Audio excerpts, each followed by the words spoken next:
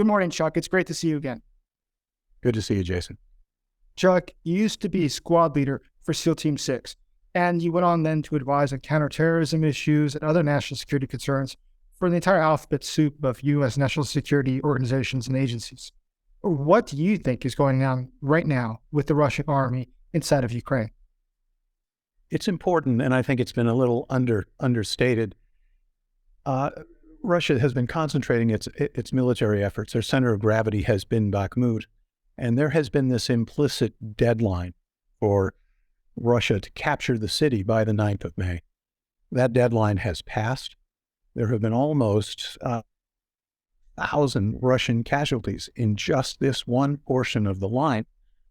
The failure of Russia to take Bakhmut by 9 May is going to have a resounding effect on the morale of the Russian troops that are operating in that area.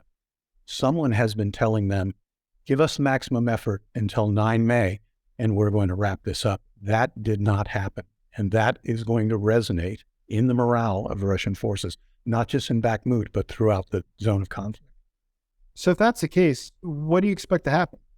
I expect there to be increased friction between the Wagner Group forces, which operate essentially in the northern sectors of the Bakhmut area, and the Ministry of Defense troops, which are operating in the southern sector of Bakhmut, principally around Ivanivsky.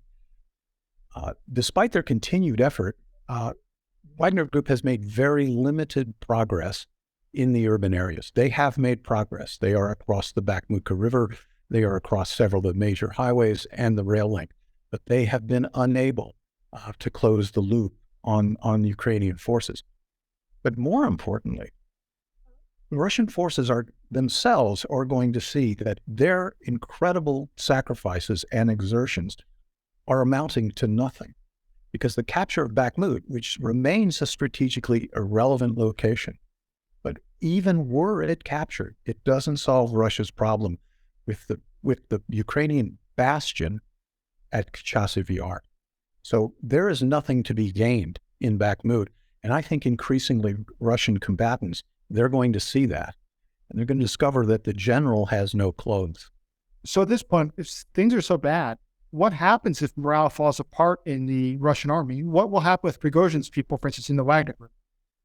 One of the important things that we're going to see, we have seen, as at Vuhledar, Russia is increasingly unable to carry out planned offensive operations. In the case of Vuhledar, in broad daylight, an operation that took place with some of their better troops in a planned operation. We know that was a catastrophe. When the morale of your fighters is low, their ability to deal with unexpected surprises on the battlefield, which, by the way, the repeated blows that are going to fall in Ukraine's spring offensive, the ability of those troops to adapt, overcome, and improvise is extremely limited. So, as morale decreases, I see the fighting capabilities of the Russian forces. They will also decrease, and it is extremely difficult to improvise counter-offensive operations. This is something I don't think Russia has the command bandwidth anymore, and certainly as the morale of their fighting troops decreases, we're going to see losses on their side. And I mean territorial losses as well. So you think they could reach a stage where Russian troops or the Wagnerites could refuse to fight or disobey orders?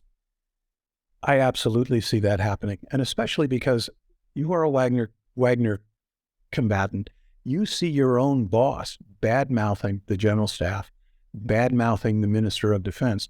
The cooperation that is necessary for Ministry of Defense troops and Wagner troops to be interoperable, there's no reason for the Wagner forces to be respectful, to cooperate, to do anything.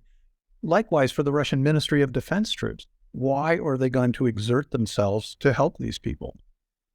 It is an absolute disaster in the making. And this is going to come to its head, and we're going to see Ukraine take advantage of this on the battlefield. That's where the rubber's going to hit the road.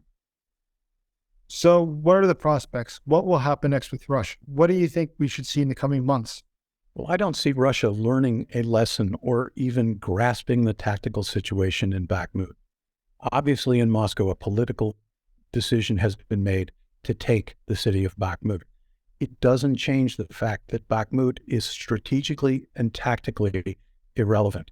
And even if the urban area of Bakhmut should fall to Wagner and MOD forces, it doesn't change the tactical situation that the town of Chasiv Yar topographically is a bastion.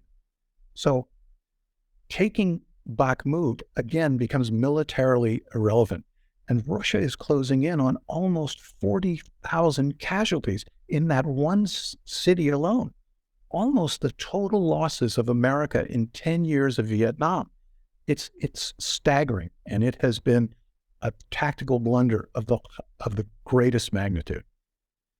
Chuck, that's a fascinating conversation. Thank you so much for your time, and thank you for your service. Jason, thank you. Great to talk to you.